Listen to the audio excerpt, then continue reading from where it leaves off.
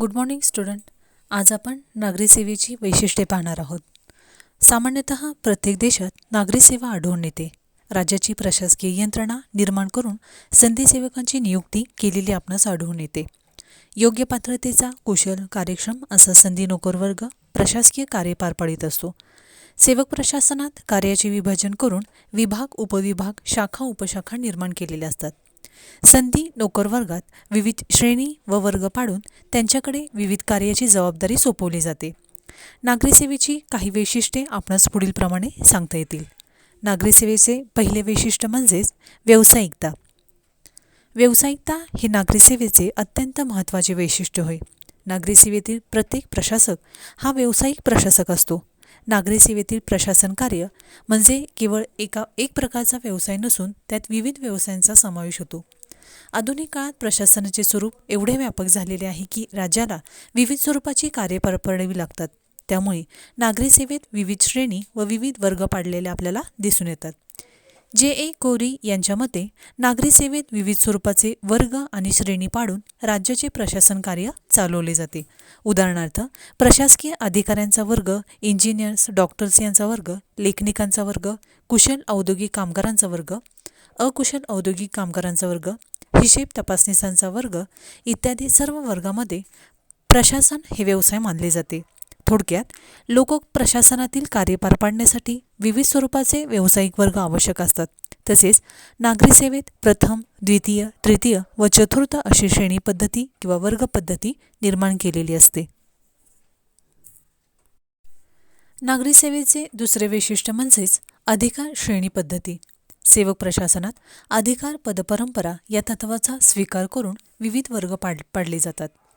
वरिष्ठ, कनिष्ठ अशी श्रेणी व वर्गवारी करण्यात येते. प्रत्येक संघटनेत कनिष्ठ सेवक वर्ग हा वरिष्ठ सेवकास जबाबदार राहून कार्य करीत असतो.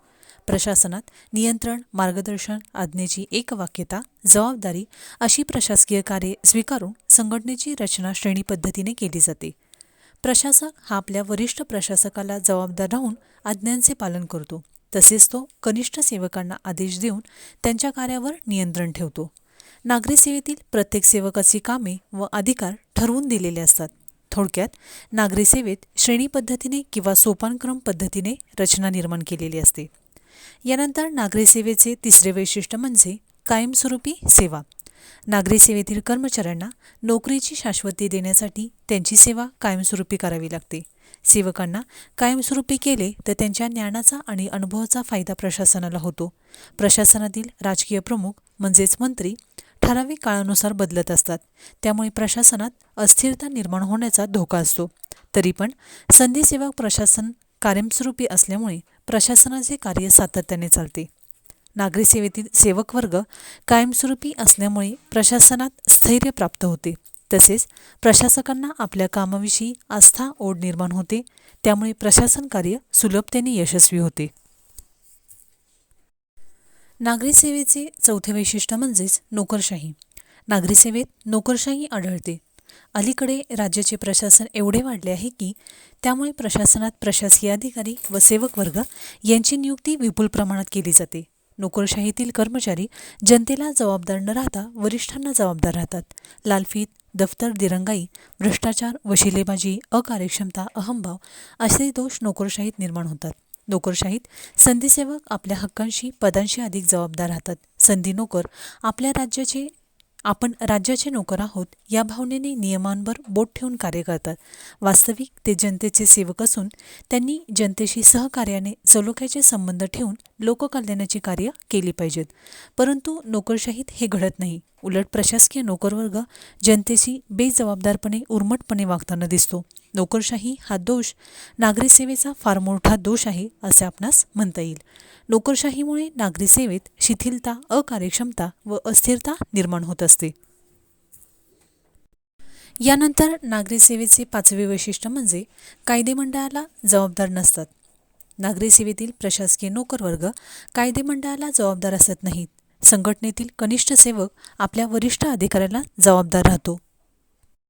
एखाद्या खात्यातील प्रशासकीय अधिकाऱ्याकडून चूक झाली तर त्याविषयीची जबाबदारी संबंधित खात्याच्या मंत्र्यावर येते. संबंधित मंत्री कायदेमंडळाला जबाबदार राहून प्रश्नांना उत्तर देतो. अर्थात मंत्री आपल्या खात्यातील संधीसेवकांवर नियंत्रण ठेवतो. संधीसेवक मंत्र्याला जबाबदार राहून कार्य करीत असतात. यानंतर नागरी सेवेचे 6वे वैशिष्ट्य म्हणजेच निपक्षपातीपणा, तटस्थता व अनामिकत्व. नागरी सेवेतील कर्मचारी हे कोणत्याही पक्षाचे सदस्य नसतात. राजकारणापासून अलिप्त राहून निपक्षपातीपणे कार्य करणे हे संधीसेवकांचे कार्य असते. संधीसेवक कोणत्याही व्यक्तीच्या किंवा गटाच्या हितासाठी कार्य करीत नसतात. संधी नोकरवर्ग राज्याचे सेवक असतात. ते कोणत्याही पक्षाचे किंवा गटाचे नसतात. ग्लॅडन यांच्या मते संधीसेवक म्हणजे प्रशासनातील असा एक तटस्थ कुशल व्यावसायिक विभाग असतो की जो स्वतःचा किंवा एखाद्या गटाचा किंवा पक्षाचा फायदा न पाहता राष्ट्रसेवेला वाहून घेतो. संधीसेवक व्यक्तिगत आवडीनिवडी बाजूला ठेवून राज्याची सेवा करीत असतात. मंत्र्यांची स्तुती हो किंवा त्यांच्यावर टीका हो, सेवक तटस्थपणे सेवा करून प्रशासनाचा दर्जा टिकवून ठेवतात. यानंतर आपण नागरी सेवेची कार्ये पाहूयात. राज्याचे प्रशासन चालवण्यासाठी सेवक प्रशासनाची व्यवस्था केली जाते. आधुनिक राज्याचे कार्यक्षेत्र एवढे व्यापक झाले आहे की त्यामुळे संधी नोकरांचे कार्य वाढलेली आहेत. सामान्यतः नागरी सेवेची कार्य आपणास पुढील प्रमाणे सांगता येतील. नागरी सेवेचे पहिले कार्य आहे उपदेश व सल्ला देणे. नागरी सेवेतील वरिष्ठ अधिकारी राजकीय प्रमुखांना सल्ला उपदेश करतात.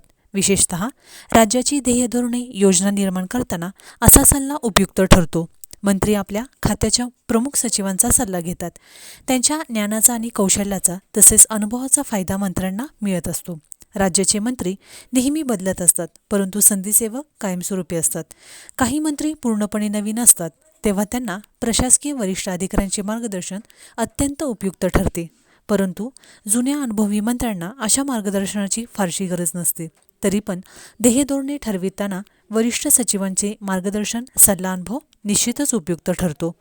Professor L D. White, Ramsay Muir, sir Josiah Stamp इत्यादी विचारवंतांच्या मते नागरी सेवेतील प्रमुख अधिकाऱ्यांचा सल्ला आणि मार्गदर्शन राजकीय प्रमुखांना अत्यंत आवश्यक व उपयुक्त असते. त्यामुळे राज्याची ध्येय धोरणे आणि योजना ठरवणे अधिक सुलभ व सोयीचे होते. यानंतर नागरी सेवेचे दुसरे कार्य आहे अंमलबजावणी करणे. शासनाने ठरवलेली विविध स्वरूपाची ध्येय धोरणे, योजना, ठराव यांची अंमलबजावणी नागरी सेवेकडून होत असते. शासनाचे विविध खात्यातील संधीसेवकांकडून अंमलबजावणीचे कार्य चालते. कायदेमंडळाने लोकहिताच्या दृष्टिकोनातून जे कायदे, नियम आणि ठराव मंजूर केलेले असतात त्यांची कार्यवाही नागरी सेवेकडून होते. उदाहरणार्थ, अर्थमंत्री अर्थ खात्यातील सचिवांकडून तसेच इतर खात्यातील सचिवांकडून माहिती गोळा करून अर्थसंकल्प तयार करतो. कायदेमंडळाने मंजूर केलेल्या अंदाजपत्रकाची अंमलबजावणी सर्व खात्यांच्या संधीसेवकांकडून होत असते. थोडक्यात शासकीय ध्येयधोरणांची, योजनांची कार्यवाही संधीसेवक नोकरवर्गाकडून होत असते. यानंतर नागरी सेवकांचे तिसरे कार्य आहे प्रदत्त विधिनियम तयार करणे. आधुनिक काळात कायदेमंडळाचे कार्य अधिक व्यापक स्वरूपाचे झालेले आहे. कायदेमंडळ सर्वसाधारणपणे ध्येय धोरणे व कायदे ठरवतात, परंतु त्यासंबंधीचे तपशीलवार नियम उपनियम निर्माण करण्याचे कार्य नागरी सेवेतील वरिष्ठ अधिकाऱ्यांना करावे लागते. कायदेमंडळाकडून कायद्यांच्या किंवा योजनांचा केवळ सांगाडा तयार होत असतो, त्यामुळे त्यांची अंमलबजावणी करताना काही नियम उपनियम आवश्यक असतात. असे विधिनियम निर्माण करण्याचा अधिकार वरिष्ठ अधिकाऱ्यांना दिला जातो. प्रशासकीय अधिकाऱ्यांना प्रदत्त विधिनियम करण्याचा अधिकार दिल्यामुळे प्रशासन कार्य अधिक सुलभपणे चालून प्रशासनाचा उद्देश सफल होतो. तसेच कायदेमंडळावरील कायदेनिर्मितीच्या कार्याचा ताण कमी होऊ शकतो. यानंतर नागरी सेवेचे चौथे कार्य आहे प्रशासकीय न्याय देणे. नागरी सेवेत प्रशासकीय न्याय देण्याचा अधिकार प्रशासकीय अधिकाऱ्यांना देण्यात आलेला आहे. आधुनिक काळात तंत्रज्ञानात झालेली प्रचंड वाढ आणि लोककल्याणकारी राज्याची वाटचाल यामुळे प्रशासनात अनेक समस्या निर्माण झालेल्या दिसतात. त्या समस्या सोडवण्यासाठी संधीसेवकांना व लोकांना न्याय मिळण्यासाठी प्रशासकीय कायदे आणि प्रशासकीय न्याय या तरतुदी करण्यात आलेल्या आहेत. भारतातील वरिष्ठ अधिकाऱ्यांना प्रशासकीय न्यायदानाचा अधिकार दिलेला आहे. प्रशासकीय संघटनेकडून एखाद्या व्यक्तीवर अन्याय झाला तर ती व्यक्ती प्रशासकीय न्यायालयाकडे दाद मागू शकते. थोडक्यात नागरी सेवेतील प्रशासकीय वरिष्ठ अधिकाऱ्यांना न्यायनिवाडा करण्याचा अधिकार दिल्यामुळे शासनाची सामाजिक व आर्थिक क्षेत्रातील ध्येय धोरणे यशस्वी होऊ शकतात. यानंतर नागरी सेवेचे पाचवे कार्य आहे लोककल्याणकारी कार्य करणे. शासनाची सर्व ध्येय धोरणे, योजना आणि कार्ये लोककल्याणासाठी, लोकांच्या सर्वांगीण विकासासाठी निर्माण केलेली असतात. आधुनिक लोकशाही राज्यातील नागरिक सेवकांकडून कल्याणकारी कार्य केले जातात. जनतेच्या हिताच्या दृष्टीने विविध स्वरूपाची कार्ये संधी सेवकांद्वारे केली जातात. तसेच अन्न, वीज, दूध, टपाल, संरक्षण, पाणीपुरवठा, वाहतूक याविषयीच्या सेवा दैनंदिन स्वरूपाच्या असतात. त्या सेवा पार पाडण्याचे महत्त्वाचे कार्य संधी सेवक करीत असतात. यानंतर आपण नागरी सेवेचे मूल्यमापन करणार आहोत, म्हणजेच आपण नागरी सेवेचे गुण आणि दोष पाहणार आहोत. सर्वप्रथम आपण नागरी सेवेचे गुण पाहूयात. नागरी सेवेचा पहिला गुण आहे कार्यक्षमता. आधुनिक राज्याच्या नागरी सेवेत योग्य पात्रतेचे कार्यक्षम असे संधीसेवक कार्य करीत असलेले दिसून येतात. कुशल, निपुण, प्रशिक्षित अशा नोकरवर्गामुळे प्रशासकीय कार्य यशस्वी होते. प्रशासनाचा दर्जा, प्रशासनाचे स्थैर्य हे संधीसेवकांच्या कार्यक्षमतेवर अवलंबून असते. राज्याची ध्येय धोरणे आणि योजना यशस्वी करण्यासाठी योग्य कार्यक्षम अशी संधीसेवकांची आवश्यकता असते. यानंतर नागरी सेवेचा दुसरा गुण आहे शिस्तपालन. आधुनिक संधीसेवेतील नोकरवर्ग शिस्तेचे पालन करताना दिसतो. प्रशासनातील नियमांचे काटेकोरपणे पालन झाले तर ते प्रशासन यशस्वी होऊ शकते. वरिष्ठ प्रशासक कनिष्ठ सेवकांवर नियंत्रण व देखरेख ठेवतात. त्यांना वेळोवेळी मार्गदर्शन करतात. तसेच कनिष्ठ सेवक वर्ग जाणीवपूर्वक जबाबदारीने वरिष्ठ अधिकाऱ्यांच्या आज्ञांचे पालन करतात. प्रशासनातील संधीसेवक आपले व्यक्तिगत हितसंबंध बाजूला ठेवून निपक्षपातीपणे शिस्तीचे नियमांचे पालन करतात. शिस्तभंग करणाऱ्या सेवकांवर कार्यवाही करण्याची तरतूद केलेली असते. यानंतर नागरी सेवेचा तिसरा गुण आहे राज्य प्रशासनाला स्थैर्य. राज्याचे प्रशासन योग्य प्रकारे चालवण्यासाठी, राज्याच्या प्रशासनाला स्थैर्य प्राप्त करून देण्यासाठी नागरी सेवा आवश्यक असते. त्यासाठी कुशल, कार्यक्षम, अनुभवी आणि कार्यक्षम नोकरवर्ग आवश्यक असतो. शासकीय योजनांची, ध्येय धोरणांची निर्मिती आणि कार्यवाही योग्य प्रकारे होण्यासाठी कुशल, कार्यक्षम संधी नोकरवर्ग आवश्यक असतो. राज्याच्या प्रशासन कार्यात सातत्य टिकवण्यासाठी, प्रशासन कार्य यशस्वी करण्यासाठी नागरी सेवा उपयुक्त असते. यानंतर नागरी सेवेचा चौथा गुण आहे लोककल्याण. नागरी सेवेच्या कार्यावर लोककल्याणाची कार्ये यशस्वी होतात. निस्वार्थी, कार्यक्षम अशा प्रकारची नागरी सेवा म्हणजे राज्य प्रशासनाची यशस्वी कार्यपद्धती होय. ज्या देशात आदर्श नागरी सेवा असते तेथेच जनता सुखी समाधानी असते. नागरी सेवेतील सेवक वर्ग जनतेच्या अडीअडचणी, प्रश्न याविषयी माहिती घेऊन ती मंत्र्यांकडे पाठवतात. कार्यकारी मंडळाने त्या माहितीच्या आधारे ज्या योजना, ध्येयधोरणे ठरवलेली असतात त्यांची अंमलबजावणी करण्याचे कार्य संधीसेवकांचे असते. थोडक्यात संधीसेवक लोककल्याणाचे कार्य करीत असतात. यानंतर आपण नागरी सेवेचे दोष पाहूयात. नागरी सेवेचा पहिला दोष आहे अकार्यक्षमता. नागरी सेवेत सेवकांची भरती करताना काही वेळा अपात्र, अकार्यक्षम अशा व्यक्तींची निवड केली जाते. त्यामुळे संपूर्ण प्रशासन यंत्रणाच धोक्यात येऊ शकते. अपात्र, अकार्यक्षम सेवक वर्गाला प्रशासनासंबंधी माहिती नसते. त्यामुळे ते अयोग्य मार्गाने धोरणांची कार्यवाही करतात. काही वेळा वरिष्ठ सेवक अपात्र, अकार्यक्षम असतील तर त्यांच्या हाताखाली कनिष्ठ सेवकांना कार्य करणे कठीण होऊन बसते. संधीसेवकांच्या अकार्यक्षमतेमुळे संपूर्ण प्रशासनच अस्थिर, अकार्यक्षम व अयशस्वी बनते. यानंतर नागरी सेवेचा दुसरा दोष आहे दफ्तर दिरंगाई. नागरी सेवेतील कर्मचारी निरुत्साही, आळशी असतात. त्यामुळे त्यांच्या कार्यात शिथिलता, मंद गती येते. प्रशासनातील पूर्वप्रथा व पूर्वव्यवहार यांना वाजवीपेक्षा जास्त महत्त्व दिले जाते. त्यातूनच दफ्तर दिरंगाई हा दोष निर्माण होतो. प्रशासनातील दफ्तर दिरंगाई म्हणजेच लाल फितीचा कारभार होय.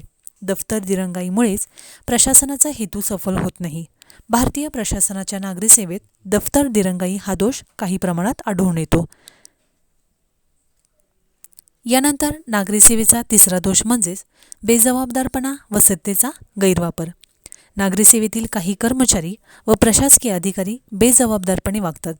आपल्यावर टाकलेली जबाबदारी पूर्ण न करता कर्मचारी बेजबाबदारपणे सत्तेचा दुरुपयोग करतात. दिलेल्या अधिकारांचा गैरवापर प्रशासनात करून गोंधळ, अस्थिरता निर्माण करतात. काही वेळा सेवकवर्ग सत्तेचा गैरवापर करून भ्रष्टाचार करताना दिसतात. यानंतर नागरी सेवेचा चौथा दोष आहे लाचलुचपत व वशिलेबाजी. आधुनिक प्रशासनातील नागरी सेवेत हा दोष फार मोठ्या प्रमाणात वाढलेला आहे. सेवकांची भरती, बढती व कार्यपद्धती याबाबतीत वशिलेबाजी व लाचलुचपत आढळून येते. त्यामुळे अकार्यक्षम अपात्र सेवकांच्या हातात प्रशासकीय सत्ता जाते, अर्थात अशा सेवकांकडून सत्तेचा गैरवापर होतो. भारतीय नागरी सेवेला लाचलुचपत व शिलेबाजी भ्रष्टाचार यांची कीड लागलेली आहे असे म्हटले जाते. यानंतर नागरी सेवेचा 5वा दोष आहे नोकरशाही.